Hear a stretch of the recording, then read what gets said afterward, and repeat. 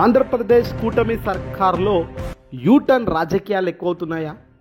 అధికారంలోకి వచ్చి దాదాపుగా 10 నెలల సమయం గడుస్తున్న కాలంలో ఇప్పుడే ఇక అసలు సిసలైన యుద్ధం మొదలైందా వీళ్ళందరికీ అంటే అవును అనేది తెలుస్తుంది.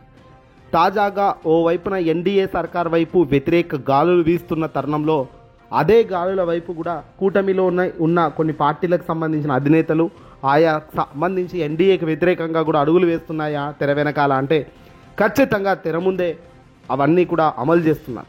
ఎందుకు ఈ మాట అనాల్సి వస్తుందంటే లోక్సభ నియోజకవర్గాల పునర్విభజన ప్రక్రియ వ్యతిరేకంగా తమిళనాడులో జరిగిన డిఎంకే అధినేత ముఖ్యమంత్రి ఎంకే స్టాలిన్ గారు చేపట్టిన ఉద్యమానికి జనసేన అధినేత పవర్ స్టార్ పవన్ కళ్యాణ్ డైరెక్ట్గా మద్దతు ఇవ్వలేదు.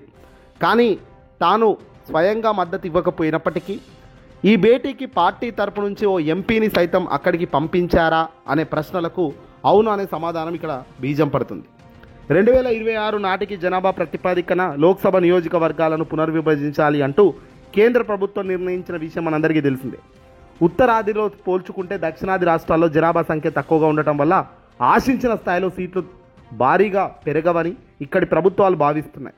అలా భావించడమే కాదు, మన గొంతు కేంద్రానికి ఖచ్చితంగా తెలియపరచాలి అనే ఉద్దేశంతో ఏకంగా కేంద్ర పెద్దలకు గట్టిగా హెచ్చరిస్తూ ఎంకే స్టాలిన్ గారి ఆధ్వర్యంలో నిన్న తమిళనాడు వేదికగా ఆల్ పార్టీ మీటింగ్ అనేది ఏర్పాటు చేసుకున్నారు. తెలంగాణ నుంచి ఇటు బీఆర్ఎస్ వర్కింగ్ ప్రెసిడెంట్గా ఉన్న కేటీఆర్, అలాగే ముఖ్యమంత్రి కాంగ్రెస్ పార్టీకి సంబంధించిన ముఖ్యమంత్రి రేవంత్ రెడ్డి పాల్గొన్నారు.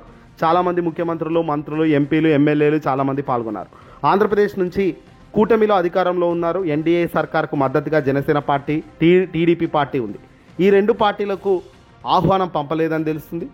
ఆహ్వానం పంపలేదు, కానీ పవన్ కళ్యాణ్ మాత్రం ఎంకే స్టాలిన్ నుంచి ఒక ఆహ్వానం వెళ్ళింది జనసేన పార్టీకి అనేది మాత్రం ఇంకో రకంగా చర్చ జరుగుతుంది. సరే, ఈ చర్చ అటు ఉంచితే ఆంధ్రప్రదేశ్కు సంబంధించిన మాజీ ముఖ్యమంత్రి వైఎస్ఆర్సీపీ పార్టీ అధినేత జగన్మోహన్ రెడ్డి గారు ఇక్కడ చాలా వ్యూహాత్మకంగానే తాను అడుగులు వేశారు. ఈ భేటీలోకి తాను కూడా పాల్గొనాల్సి ఉన్నప్పటికీ తాను అక్కడికి వెళ్ళలేదు. వెళ్ళకపోగా ఆల్ పార్టీ మీటింగ్కు మద్దతుగా తాను ఏకంగా దేశ ప్రధాని నరేంద్ర మోదీ గారికి స్వయంగా లేఖ రూపంలో పార్టీకి సంబంధించిన ప్రెసిడెంట్గా, వైసీపీ పార్టీకి సంబంధించిన ప్రెసిడెంట్గా తాను ఆ లేఖను మోదీకే రాశారు. ఇలా చేయకూడదు, అలా చేస్తే కరెక్ట్ కాదు అనేటట్టుగా తాను హెచ్చరించే కార్యక్రమం చేశారు. ఇక పవన్ కళ్యాణ్, డిప్యూటీ సీఎంగా ఉన్న పవన్ కళ్యాణ్ మద్దతు ఇవ్వాలని అందరూ భావించారు. అయితే ఈ భేటీకి పార్టీ తరపు నుంచి ఎంపీని సైతం అక్కడికి పంపించారా అంటే ఖచ్చితంగా పంపించారు అనే వార్తలు వస్తున్నాయి. అలా నిజంగా పంపించి ఉంటే మాత్రం ఇది ఒక బిగ్ యూటర్న్ అని తీసుకోవచ్చు. ఎందుకంటే ఎన్డీఏలో స్వయంగా చంద్రబాబు, మోదీ, పవన్ అనే బీజంలో వీళ్ళు నడుస్తున్న తరుణంలో బీజేపీకి వ్యతిరేకమైన భావాలు, వ్యతిరేకమైన కార్యక్రమాలు ఏవీ పవన్ తాజాగా చేయడం లేదు. ఇన్ఫ్యాక్ట్ బీజేపీ పవన్ను నడిపిస్తుంది అని చాలామంది చెబుతున్నారు తెర వెనకాల. సనాతన ధర్మ రక్షకుడిని అంటూ పవన్ కళ్యాణ్ గుళ్ళల్లోకి వెళ్తున్నాడు. ఎక్కడన్నా అన్యాయం జరిగితే హిందూ ధర్మం గురించి పోరాడతాను అని గట్టిగా చెప్తున్న పవన్ కళ్యాణ్ దీని వెనకాల డైరెక్షన్ మొత్తం బీజేపీకి సంబంధించి ఎన్డీఏ సర్కారే చేస్తుందంటున్నారు. మరి ఇలాంటి తరుణంలో ఒక కాంగ్రెస్ పార్టీకి సంబంధించి స్టాలిన్ సారథ్యంలో జరుగుతున్న కార్యక్రమానికి జనసేన ఎంపీ వెళ్ళడం ఏంటి అనేది ఇప్పుడు చర్చ జరుగుతుంది. ఇక ఈ భేటీలో పాల్గొనడానికి జనసేన పార్టీకి సంబంధించిన కాకినాడ లోక్సభ సభ్యుడు ఉదయ్ శ్రీనివాస్ శుక్రవారం రాత్రే చెన్నైకు చేరుకున్నారు. డిఎంకే ప్రతినిధులు ఆయనకు స్వాగతం కూడా పలికారు. ఈ సమావేశం ఆరంభం కావడానికి ముందే అంటే శనివారం ఉదయానికి ఆయన వెనక్కి వెళ్ళిపోయారు. ఇదంతా కూడా జరిగిందని ఇప్పుడు వెలుగులోకి వస్తున్నాయి. దీనిపై ఒక ప్రత్యేక కథనాన్ని ది ఇండియన్స్ ఎక్స్ప్రెస్ ఎక్స్క్లూజివ్గా ప్రచురించింది. జాతీయ దినపత్రికల్లో కూడా ఇది వచ్చింది. ఉదయ్ శ్రీనివాస్కు డిఎంకే ప్రతినిధులు బోకే ఇచ్చి స్వాగతం పలికిన ఫోటోలను కూడా వాళ్ళు దీనికి యాడ్ చేస్తూ వాళ్ళు ఆ కథనం అల్లారు. ఈ కథనం ఇప్పుడు అటు ఇటు పోయి తమిళనాడు, ఇటు ఆంధ్రప్రదేశ్ రాజకీయాల్లో పెద్ద చర్చగా మారుతుంది.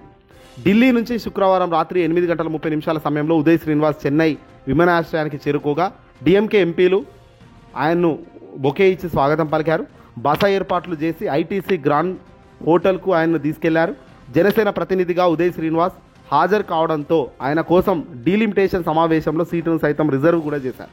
ఉదయ్ శ్రీనివాస్ డీలిమిటేషన్ సమావేశానికి చెన్నై వెళ్లడంపై జనసేన వివరణ ఇచ్చినట్లు ఇండియన్ ఎక్స్ప్రెస్ తన కథనంలో పేర్కొంది.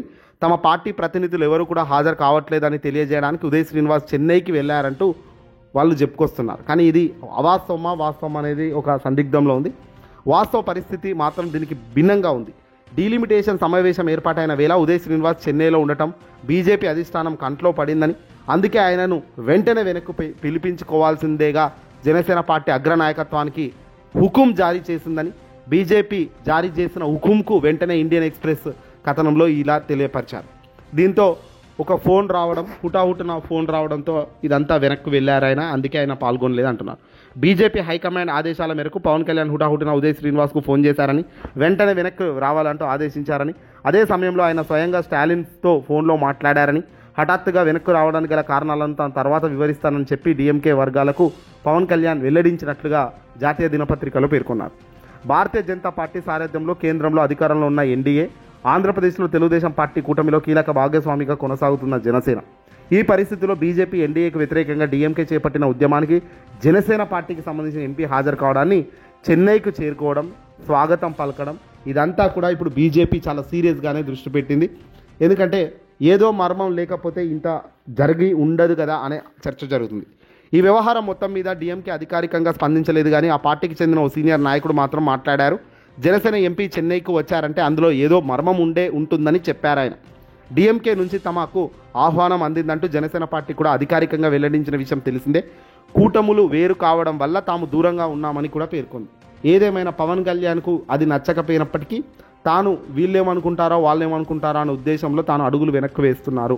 ఇండిపెండెంట్గా ఒక ధైర్యంగా అడుగులు వేయలేని వాడు రాబోయే కాలంలో పార్టీని ముందుకు తీసుకెళ్ళగలుగుతాడా, తీసుకెళ్లే పార్టీని అద్భుత విజయాలను అందించగలుగుతాడా ఒక ప్రశ్నే. ఈ వీడియోని అసలు లైక్ కొట్టి షేర్ చేయండి.